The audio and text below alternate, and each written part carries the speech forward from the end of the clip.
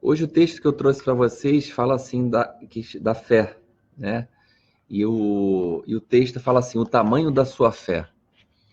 E para falar do tamanho da sua fé, a gente vai pegar uma passagem de Mateus, né, 17:20, que está lá na Bíblia, que fala assim. Uma passagem que Jesus deixa para a gente, que fala assim, Jesus lhes disse, por causa da vossa pouca fé, pois em verdade vos digo que, se tiverdes fé como um grão de mostarda, direis a este monte, passa daqui para acolá, e há de passar, e nada vos será impossível. Cansamos de ouvir isso, né, da questão do monte, né? A sua fé remove montanhas, né? A gente ouve sempre falar sobre isso. Mas vamos desmembrar tudo isso aqui, com essas anotações que estão aqui. E fala assim, Jesus mostrou-nos nesta mensagem que se tivermos a fé do tamanho de um pequeno grão de mostarda, conseguiríamos mover os montes das imperfeições. Olha só, os montes das imperfeições. Então, quando a gente leva para um lado literal, a gente olha para um monte mesmo, né? Olha uma montanha, a gente acha que a gente vai mover a montanha, né? Mas é um monte das imperfeições que tem dentro de nós. Quando a gente decreta e deseja a mudança dentro de nós, a gente muda realmente a nossa forma de pensar, a nossa forma de olhar. Então, a fé, ela faz isso, né? A confiança em determinada situação, em determinada verdade, ela determina a movimentação de montanhas que você cria dentro de você. E são montanhas realmente de imperfeições, que são as nossas vicissitudes, são as nossas dificuldades, né? Que isso a gente só move realmente com o movimento da nossa fé, da vontade de querer mudar, né? Então, tirando o lado literal do monte, vamos levar para o lado aqui interno nosso, né? Continuando, fala assim, ó. Para desenvolver essa fagulha de fé, temos que perceber que Deus criou um código divino que determina o despertamento das virtudes. As virtudes são as qualidades naturais do espírito e se expressarem por meio da humildade que desloca a montanha da vaidade, da justiça que move o morro da arbitrariedade, da aceitação que movimenta as barreiras da revolta, da bondade que supera os obstáculos da maldade, do amor fraterno que implode as cordilheiras do egoísmo. Consideramos a execução dessas diretrizes simples como tarefa sim, difícil, mas pelos condicionamentos que nos prendem aos falsos valores do passado, do que pelas dificuldades reais de efetividade essa mudança, de efetivar essa mudança. Pois as nossas crenças ainda são muito limitantes. Má vontade, acomodação, preguiça, medo, indisposição, mágoa, culpa, indiferença são outros obstáculos que nos impedem na conquista dos novos resultados. Promover a remoção desses montes fará com que encontremos um alento para resgatar os valores da vida. E a reflexão que fica desse texto, e a gente vai falar um pouquinho mais, é descubra que sua fé é mais poderosa do que você imagina. Olha só que importante essa passagem que está em Mateus, que a gente fala que a sua fé, do tamanho de um grão de mostardas, ela pode mover montanhas. Se você disser aquela montanha para lá e para cá, ela se move.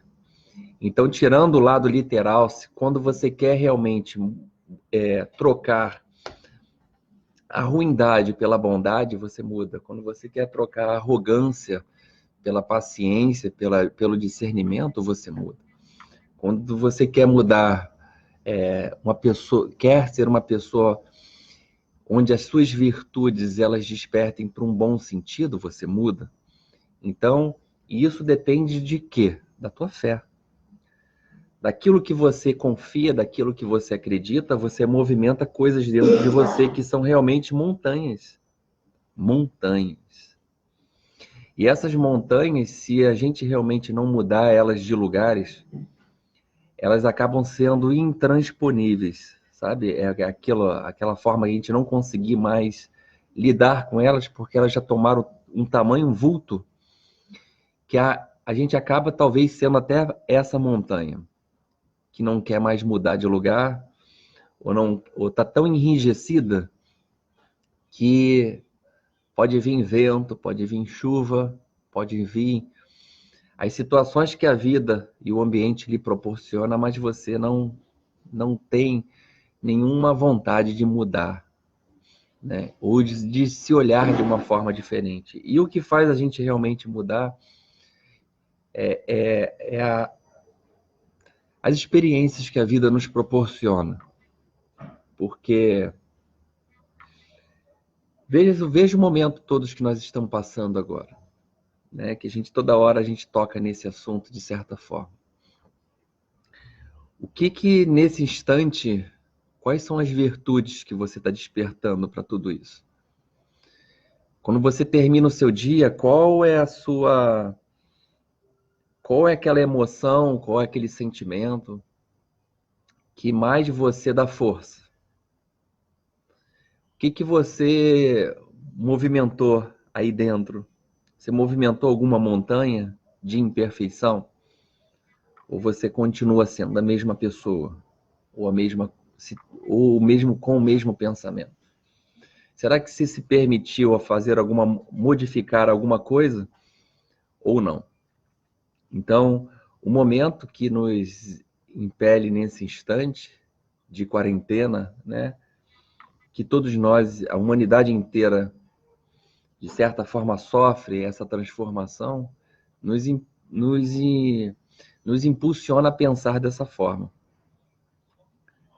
É um olhar interno, é um olhar para dentro, para a gente entender realmente, peraí, o que eu realmente tenho que mudar internamente? O que eu preciso realmente mudar internamente para que eu possa modificar alguma imperfeição?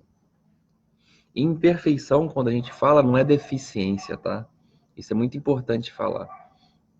No Espiritismo se fala muito da questão da reforma íntima, das modificações internas que você realiza para que você possa moralmente se lapidar. Seria exatamente isso. Nesse tempo de quarentena, você está se permitindo a olhar para suas imperfeições também? Para que você possa modificar os montes, modificar uma montanha daqui para lá? Então, se você tem fé nisso, você acredita realmente nisso, na mudança, na transformação, então isso vai acontecer. O problema é que a gente se deixa levar por situações tão fúteis e tão facilmente, a gente deixa agregar tanta situação na gente, que quando vê não tem mais como tirar naquele instante. Aquilo, se deixar, perdura e vai te causando, como falou no texto, né, crenças, né, te moldam crenças tão fortes que você vai acabar sendo, não permitindo que virtudes internas suas sejam trabalhadas. E você não é isso, né? Tem muitas situações que a gente passa na vida que depois que o caldo entornou, a gente fala assim, pô, eu não sou assim. Como é que eu pude me deixar levar dessa forma? Mas a vida é assim. A vida, ela nos ensina desse jeito. Mas o importante é que você tome consciência. O pior é quando você repete e não toma consciência dessas imperfeições. E a fé que faz você direcionar o seu olhar para essas imperfeições. Quando você permite se entender como pessoa, quando você se humilda e entende que você também não é um ser perfeito, que você não é o dono da verdade, que você não carrega toda a sabedoria do mundo, né? Então a humildade, como Teresa d'Ávila falava, né? No livro, né? Das moradas, né? Do castelo interior, né? E ela fala que o caminho para você chegar no teu interior é a humildade, né? O caminho para você se render ao Cristo interno, ao caminho interior, em direção ao Pai, é a humildade. Então, até que ponto eu estou me humildando a mim mesmo para eu poder encontrar as virtudes que eu preciso? Tá? Então, que fique essa reflexão, né, no dia de hoje, para que a gente possa realmente nos entender mais, né, através da fé e mover essas montanhas de imperfeições para uma direção boa para nós, né, que faça sentido para a nossa vida. Tá bom? Gratidão. E hoje aí eu vou convidar aqui fazer um convite para um convidado ilustre, né? É meu pai, vai falar aqui com vocês um pouquinho. Ele vai deixar também uma mensagem para vocês, tá? Nesse instante. Então, já gratidão a todos que estão aqui no Face, meu primo Alex, Valério, todo mundo. E eu vou deixar aqui agora a palavra aqui com ele. Aqui nós estamos no Instagram. Aqui é o Instagram, mas e aqui é o Face.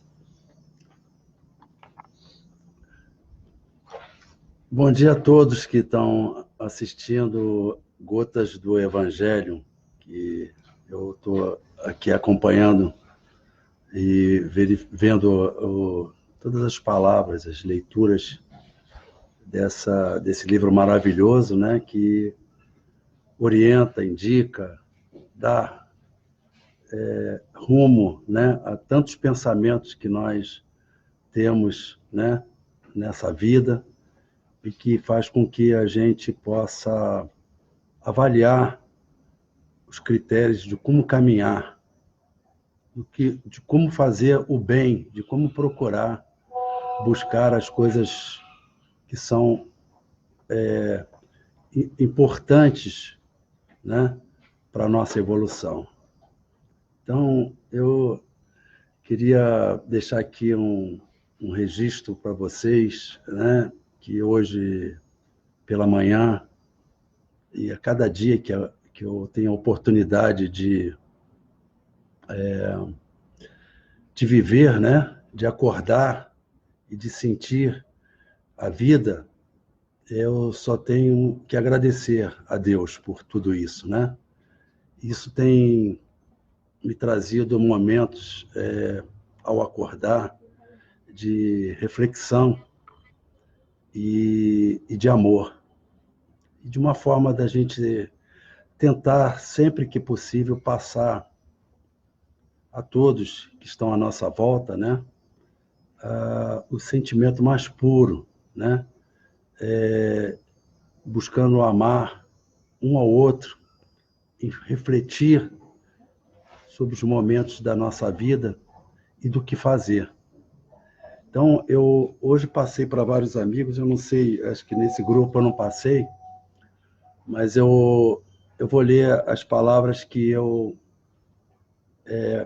coloquei aqui no meu WhatsApp, que eu não tenho um Face, por outros motivos, né? Mas o WhatsApp é o meu veículo para encaminhar as mensagens e para me comunicar sempre, de todas as formas, com as pessoas que precisam de alguma orientação. Para que a gente possa estar bem e fazer o bem, passar palavras boas para as pessoas, a gente precisa estar bem consigo mesmo, né? Então, a cada amanhecer é uma oportunidade, é um novo dia. E eu hoje escrevi assim: bom dia, amigos e irmãos. O perdão é um amor em movimento. Uma das formas de relevar sentimentos ocorridos nas vidas. A forma maior de comungar com Deus, porque Ele perdoa a tudo e a todos, nos ensinando a praticar a comunhão e nos dando oportunidades para alcançar a vida eterna. Então, essa foi a minha mensagem de hoje, porque há esses dias atrás eu ouvi o Sérgio Cortella, na CNN, falando sobre o perdão, eu achei interessante, né, que, né, as formas como ele colocou a questão do perdão, porque cada um analisa perdão de uma forma, né? Então, ele comparou desculpa e perdão. Desculpa como uma coisa momentânea, né? E o perdão como uma coisa mais duradoura. E quando você desculpa ou perdoa, de todas as formas, você nunca esquece. Então, o sentimento que veio aí do Sérgio Cortella, nessa entrevista que ele fez, que era uma entrevista sobre o que vai acontecer depois da pandemia, né? Então, o sentimento que vem disso tudo é que dificilmente a gente consegue perdoar, porque o perdão é uma coisa tão difícil de se conseguir transmitir, né? Ricardo, parece que caiu aqui. Acho que caiu.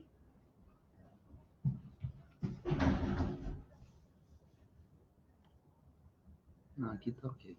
Então, vocês devem estar me ouvindo. Eu vou continuar, porque deu a impressão aqui que tinha caído a ligação. Então, o que eu queria passar para vocês dessa mensagem é que o que acontece? Até nós, como espíritos, nós, para sermos perdoados por Deus, nós temos que passar pelo juízo final. Então, e mesmo assim, o perdão fica registrado. Tudo que a gente faz, de uma certa forma, que vai ofender o outro, ofender as coisas, a natureza, até a gente próprio, né? No que a gente consome em termos da nossa vida, ou aquilo que a gente faz para as outras pessoas que estão à nossa volta, é difícil que a gente consiga perdoar as pessoas de uma forma assim, de esquecer definitivamente aquilo. Então, até para o nosso juízo final, né, nós vamos ser avaliados por tudo que a gente fez nessa oportunidade que Deus está nos dando de viver essa vida. Então, o perdão é uma coisa muito difícil nesse sentido. Então, perdoar é uma coisa momentânea, mas ela nunca... Esse perdão, ou esse sentimento, o sentimento do perdão, ou daquilo que foi feito a você, o que você fez, isso nunca vai se apagar. Porque no momento que você faz, está feito. E nada pode mudar isso. Porque no momento que eu falo aqui, a minha palavra está se propagando em diversos tons, para diversos espaços desse universo. Então, eu não tenho... E elas ficam gravadas, de alguma forma, em nós, no nosso pensamento, em Deus, na avaliação que Ele faz para a evolução de cada um de nós. Então, gente, o que a gente precisa é sempre amar um ao outro, procurar fazer o bem. Foi isso que Jesus deixou para todos nós, nessas gotas do Evangelho. Orientar aquilo que vem de bom no nosso coração, passar as coisas boas que a gente tem, mesmo que a gente não pratique, porque todos nós, ninguém de nós é santo o suficiente para estar orientando outras pessoas, mas você pode transmitir aquilo que está dentro de você, aquilo que você recebe dos guias que te acompanham, para que as pessoas possam receber uma forma de reflexão das palavras que são ditas. Tudo é reflexão. Até essas folhas que estão aqui dessa mangueira, tremulando atrás de mim, se a gente ficar pensando bem, a gente vai refletir muitas coisas sobre elas que estão aqui atrás de nós. Então, a mensagem que eu queria deixar para vocês no dia de hoje, não como ilustre, como meu filho Ricardo falou aqui, que nós todos somos ilustres perante a Deus. E essa forma da gente se comportar, que a gente tem que ser para todos nesse mundo e por tudo que a gente caminhar e as pessoas que a gente encontrar. Fiquem com Deus e tenham um bom dia. Obrigado.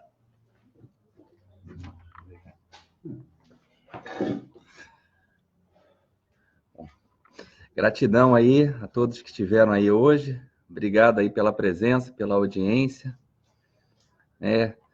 Esperamos aí que essas palavras que falamos aí possam atuar aí dentro para a nossa reflexão, para o nosso dia. Porque é assim, a gente conversa muito aqui, troca, né? Trocando direto com meus pais, batendo um papo mesmo com eles, conversando, trocando muitos assuntos, e a gente chega a muitas reflexões.